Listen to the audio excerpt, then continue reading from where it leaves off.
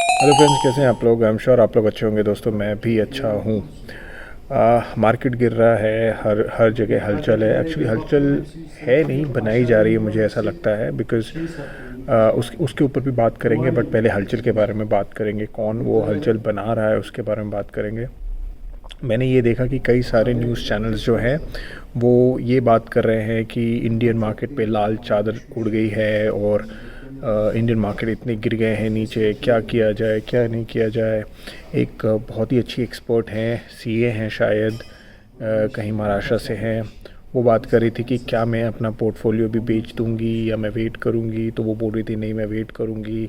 And पता नहीं क्या क्या बातें चल रही हैं। देखिए, बड़ी सिंपल सी स्टोरी है लॉन्ग टर्म इन्वेस्टर के लिए। आपको अभी बता देता हूँ, ये लाइफ टाइम काम आएगी, हर एक सिचुएशन में काम आएगी कि जब मार्केट गिर रहा है तो अपॉर्चुनिटी है, जब मार्केट उठ रहा है तो चुपचाप से बैठे रहो, अपने स्टॉक्स को देखो। अगर अर्निंग है और वैल्यू वैल्यू फॉर मनी है, पी कम है, तो और लेते रहो, वरना चुप से बैठो, एक्यूमुलेट करो अपने पैसे एक राइट टाइम के लिए। मुझे ऐसा लगता है कि ये राइट टाइम है एक लॉन्ग टर्म इन्वेस्टर के लिए। अगर आपकी स्टॉक की अर्निंग्स कम नहीं है, अगर आपकी स्टॉक एक ऐसी इंडस्ट्री में है जो कि सनराइज इंडस्ट्री है, फ्यूचरिस्टिक इंडस्ट्री है, मैनेजमेंट अच्छा है, तो आपको डरने की बिल्कुल ज़रूरत नहीं है। जब कोविड में कंपनीज़ नहीं गिरी, नहीं मरी, बैंक्स अभी भी वहीं पे है, कंज्यूमर बिजनेसेस वहीं पे है। तो ये छोटे मोटे वॉर या तो फिर अभी ये जो सिचुएशन है जो यूएस और जापान में है, उसकी वजह से कुछ भी नहीं होने वाला। देखिए, माहौल बन रहा है, रिटेल इन्वेस्टर से पैसा खींचा जाएगा। अभी वो आपके ऊपर है कि आप अपने पैसे खींचने देते हैं कि नहीं। ठीक है, तो देखिए, मैंने एक वीडियो बनाया था पिछले कुछ दिनों, आई थिंक एक वीक पहले की बात है, जब मैंने बताया था कि मैंने अपना एक दो स्टॉक बेचा बिकॉज़ मुझे ऐसा लगा कि उसकी वैल्यू काफ़ी ज़्यादा थी और उसकी अर्निंग बहुत कम थी।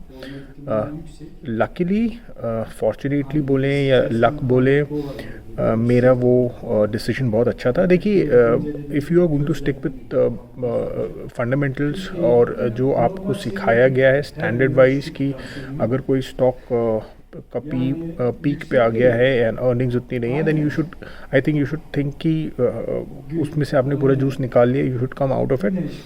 तो वो सब जगह लागू होता है, सब टाइम पे लागू होता है, चाहे वो पीक हो, चाहे वो मतलब बुल मार्केट हो या बेयर मार्केट हो।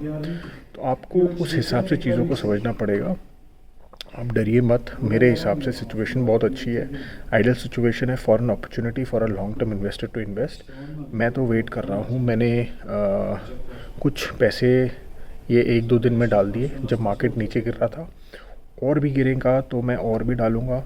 प्रॉबेबली मेरे पास वो स्टॉक्स हैं जो कि जिनकी अर्निंग्स उतनी अच्छी नहीं है, बट मैंने ऐसे ही पोर्टफोलियो में रखे हुए थे। There were other reasons why I had kept it, thinking कि आगे जाके आएंगे। बट अगर मुझे अभी अपॉर्चुनिटी मिलती है जो कि मुझे अच्छे स्टॉक मिल रहे हैं eight a very good valuation, तो मैं उनको भी बेच के उसमें पैसा डालूंगा। देखिए, ये जो टाइम है ना, ये टाइम पे आपको रियलाइज़ करना पड़ेगा कि मार्केट में ऐसी सिचुएशन है जहाँ पे मार्केट नीचे आने वाला है। और अगर आपके पास कोई अच्छी स्क्रिप्ट, कोई अच्छा थीम है जो आपको दिख रहा है, आपने स्टडी करके रखा है ना, आपको इन्वेस्ट करना है, then you have to cell.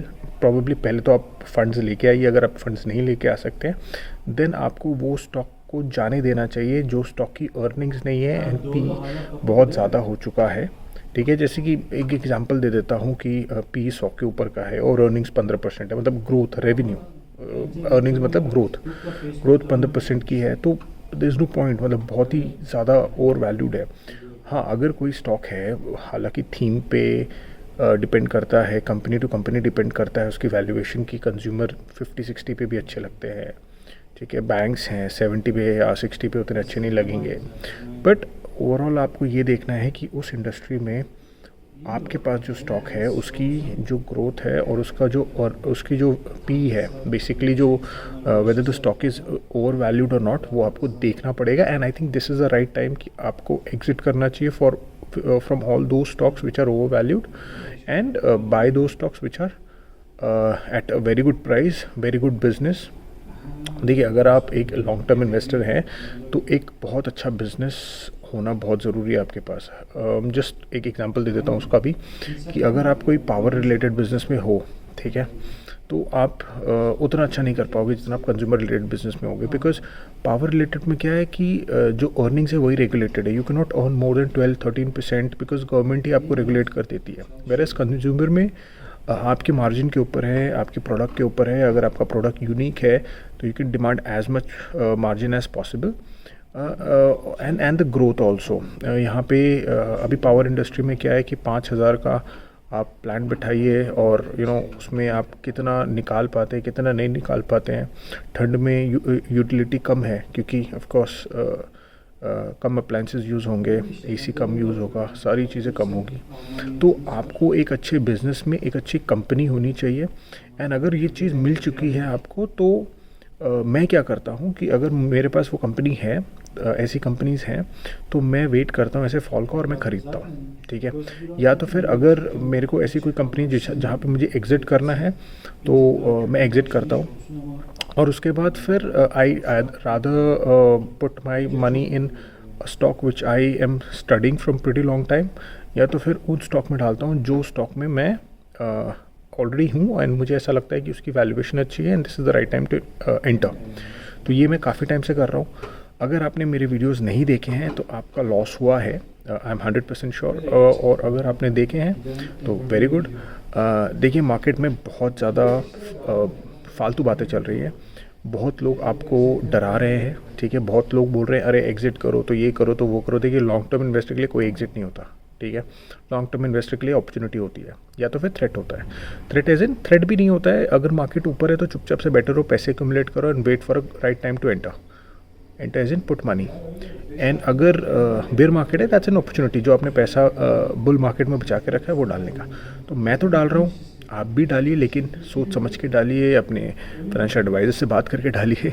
लेकिन आई डोंट नो कि फाइनेंशियल एडवाइज़र आपको कितना एडवाइस करेगा अभी डालने के लिए। बट हाँ, अगर आप कोई राइट माइंड इंसान से देखें बात करेंगे जो कि एक लॉन्ग टर्म इन्वेस्टर है, जैसे कि रामदेव अग्रवाल जी को देख लीजिए, विजय केडिया जी को देख लीजिए, क्या वो अपने स्टॉक बाहर निकाल रहे हैं, वो बेच के पूरे मार्केट से बाहर आ जाते हैं? ऐसा नहीं होता है। आप किसी भी सीए किसी भी न्यूज़ चैनल की बात मत सुनिए, अपना दिमाग लगाइए। वैसे ही हम रिटेल इन्वेस्टर को लोग बहुत बुद्धू बोलते हैं, प्लीज़ आप बुद्धू मत बनिए, ठीक है। मिलते हैं अगले वीडियो में। Thank you so much.